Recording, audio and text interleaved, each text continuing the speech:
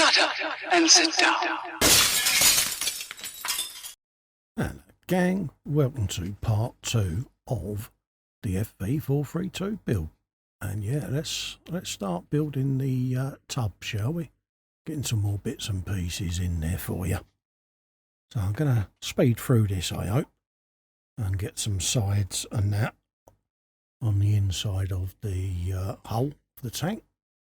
I say the tank, the armoured personnel carrier.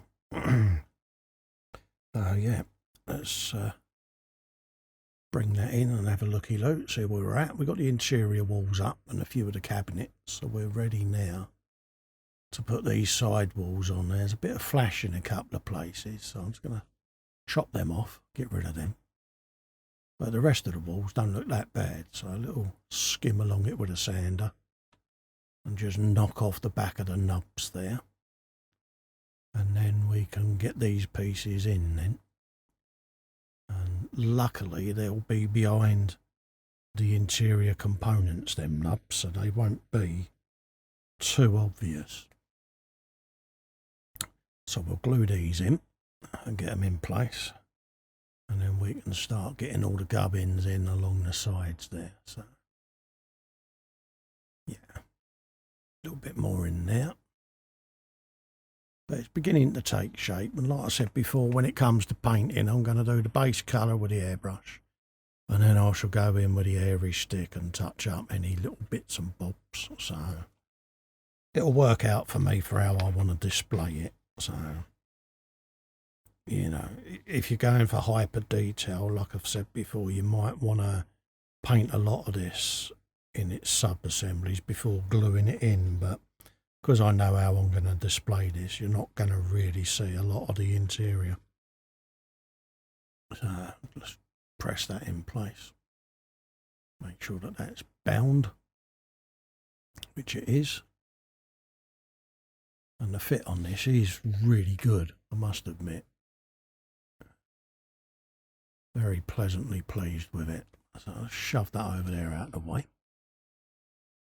And then have a look at some of the other little bits and bobs that we got going on. And we've got a folding seat, and we've also got, I'm not quite sure what it is, but it goes on the inside. I think it might be an air conditioning unit of some sort, where it draws air in or it expels air from inside. Could be that. I'm sure Dad will know, Sarge will know. You can let me know in the description underneath the video. But yeah, it looks an interesting little bit of gubbins anyway. So we get that ready to go into place on the side wall. And then we'll be able to attach that one. So I'll just drop that down there. Put that underneath my magnifying glass of goodness. And get that glued on. Like so. We can have a look now for the back end where the door is. Again, a couple of ejector pins and marks and flash or whatever you want to call it there, because I'll get shot of them bad boys. Like that. I'll get that bit of a scrape, a little dry fit, and then we can glue that in, like so. Oh no. So that's now dried. Let's have a looky-loo just to see if there's anything that stands out that needs to be added. I think it's going to be the storage boxes on the back end. Start getting them lined up, and the hinges for the door and the fittings for all of that. Light clusters and stuff, so all the little fiddly bits can go on now. And then before I put the lid on, this will get painted. That's the plan. Whether it works out quite as easy as that is another matter. This is me after all, folks. So let's just bung that on. Let's start getting these bits and bobs in place. Like so. A little bit of extra fin along there. Scoot that in place. Jobs are good, and just like that. Do the same on the other side.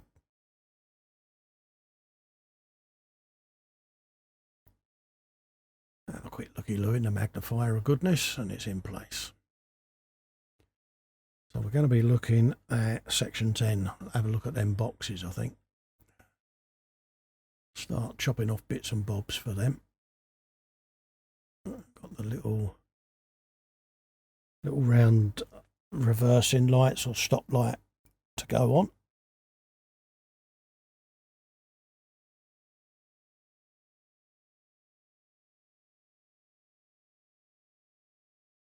Try and get that in place. If not, I'll get the tweezers and have a look at that. But it seems to be going in all right. Yeah, it'll do.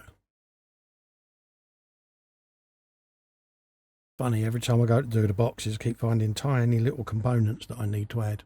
So bear with me.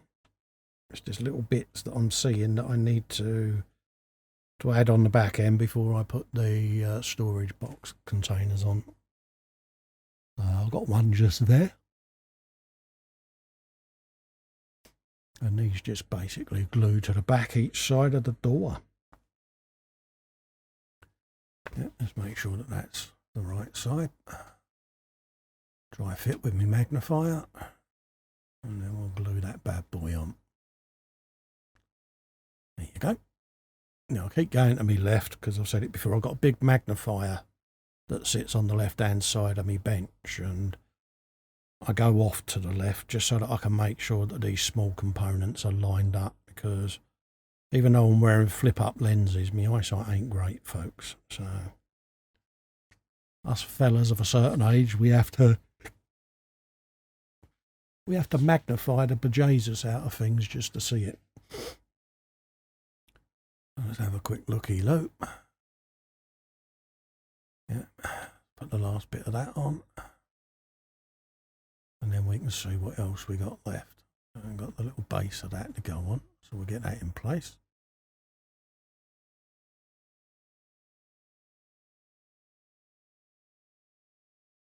Make sure that it's square. Try not to drop it too much, Carl.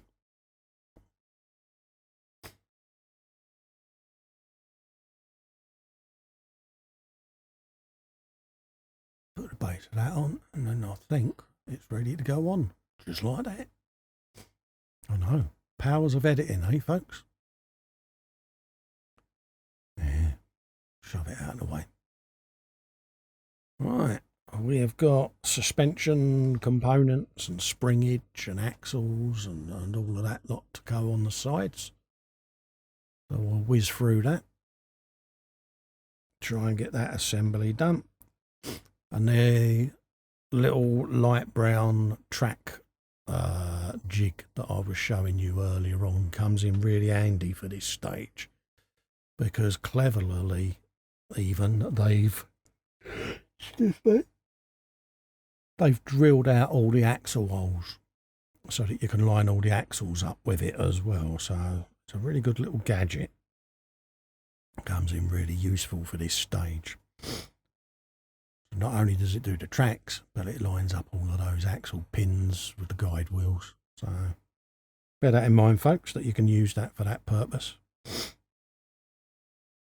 And like I say, it just clips on the side and you can line them all up.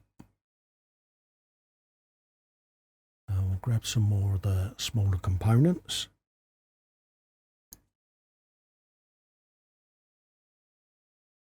And start getting these axles in place. And as you can see, there's loads of it, so we'll whiz through it.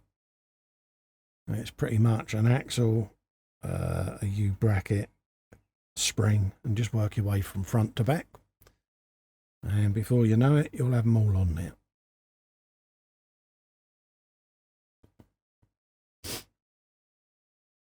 There you go. And what I tend to do is I put a bit of extra fin on it, and then I let it dry for a millisecond. And then when I pick it up and press it in, it's pretty much ready to bond. So, yeah, stops floppage. Don't want any floppage, do we, folks?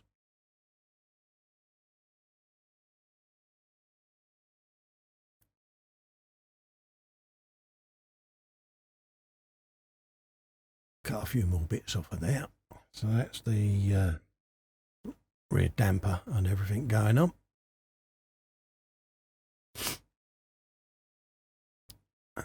just chop pretty much everything we want off of the sprue that we need, and we can start whizzing all of this lot on there. I think I need 5 of them axles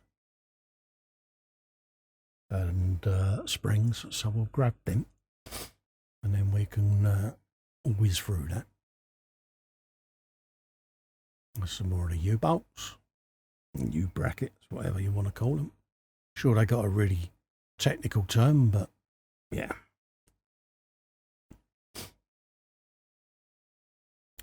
Let's have a looky-loo.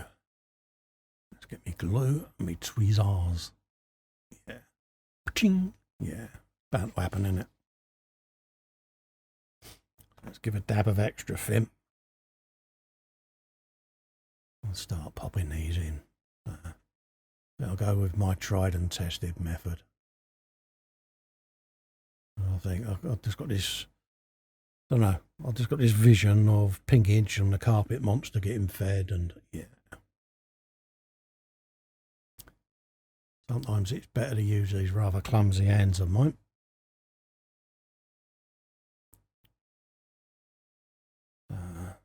Check that. Yeah, seems to have gone in, so I'll put them away. And then start putting the others on. Just like that.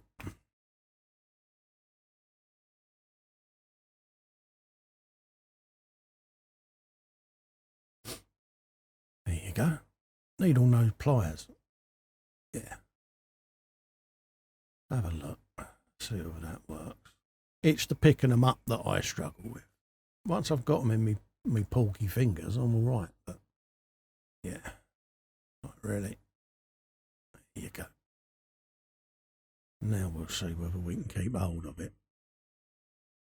There you go. Use them. And fingers crossed, that might make it a bit easier just to line some of these up for me. Not everyone will have to do it that way, but yeah, it helps me. Let them dry. And then we can start putting the suspension springs in. Look at that.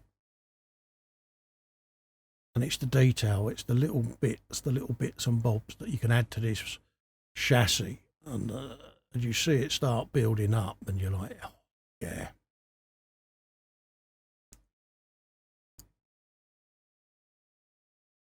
And I should go in and put a bit of dust and detritus on it right at the end of the build. I'm not going to go too mad with the weathering because it's, you know, it's Berlin camo, it's at the checkpoint, and yeah. And they would have kept these vehicles clean anyway, so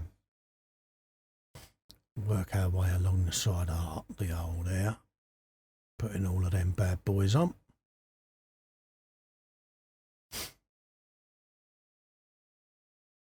I can feel the scrutineering going on as this has been watched by Sergeant Vincent. For some reason, it's in my head there. It's like, yeah, they'll be sitting there going, oh, is the angle of that okay? Oh, I'd have got me ruler out for that bit. They mean well, bless them. But yeah, look at that. Vincent's got his head in his hands now going, don't touch it, you've got glue on it. Oh. Dab that in there. Just like that. And then we can put the spring on. Just like that. Bink.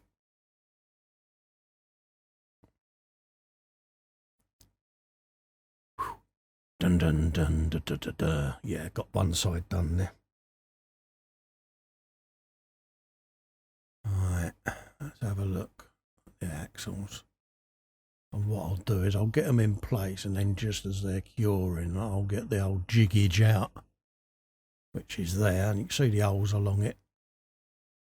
And then I can, before it fully cures, just nudge the axles into the appropriate position.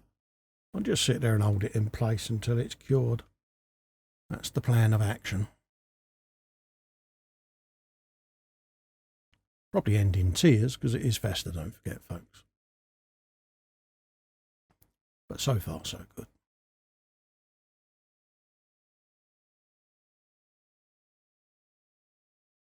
It's getting there. That's the key. So we're going to let that dry. And I'd just like to say thanks for tuning in and watching. And I look forward to seeing you in episode 3. Bye-bye.